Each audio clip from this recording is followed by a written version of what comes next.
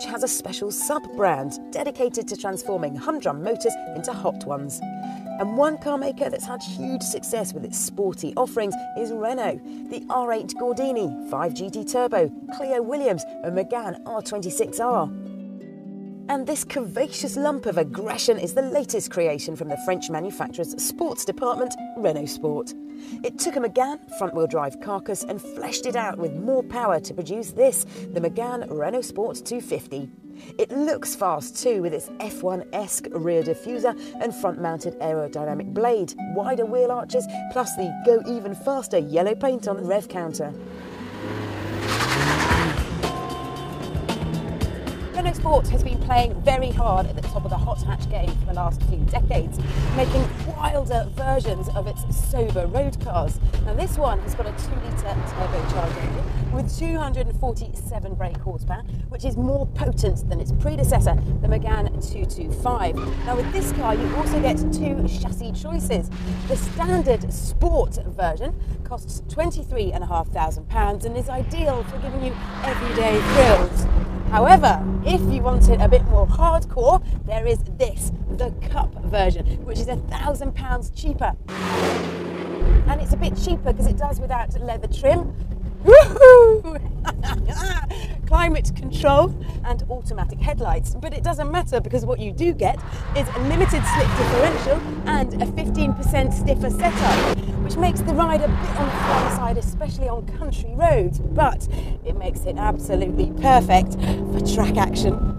And that's the best place to exploit Renault's nitty-gritty technology, which should set this Megane apart from other powerful hatchbacks.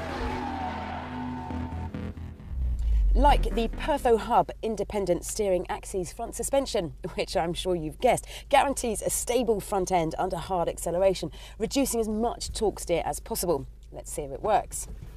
So 255 pound-feet of torque going through the front wheels, and off it goes, no torque steer whatsoever. Just goes forward in a very straight line. Very impressive indeed. However, I have had some torque steer with this car, as it's picked up some imperfections on country roads and it has sort of leapt about a bit across the road. But you just have to be on top of your own game, and you have to be as keen behind the wheel as it is to get the best out of it. When it comes to figures, it'll do 0 to 62 miles an hour in 6.1 seconds and go on to 156.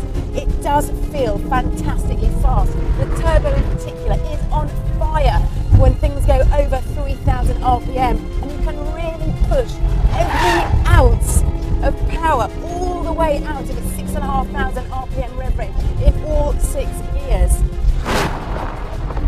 The only annoying thing about it is this, the beep that comes in when it thinks I should change gear. I don't need a beep to tell me. I've got ears, I can hear the revs. Thank you. That limited slip diff makes such a difference. Going into a corner, you can just pile on more and more speed and power, and the car just takes it, tucks its nose in, grips and grips. It's absolutely phenomenal. The cornering speeds achievable almost defy physics. In another front-wheel drive car, you would never be able to corner quite so quickly because it would understeer and say, no more power please, I can't take it. But it absolutely makes this car come alive. It comes loaded with the right sort of geeky goodies to get petrol heads all hot under the collar, like the Renaultsport Monitor, which is a motorsport-derived onboard telemetry pack. It displays info like 5-stage throttle pedal mapping, which adapts the car's acceleration behaviour depending on the environment.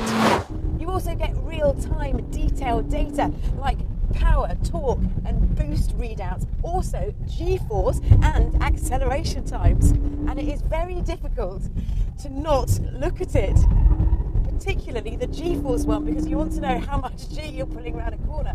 I've actually gone off the scale at well over 1 sideways.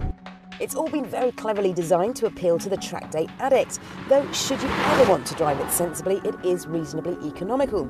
33 miles to the gallon and emissions under 200 grams per kilometre of CO2. The Focus RS fares worse on both counts. So does all that make this Mégane Renault Sport 250 the best hot hatch money can buy? Yes.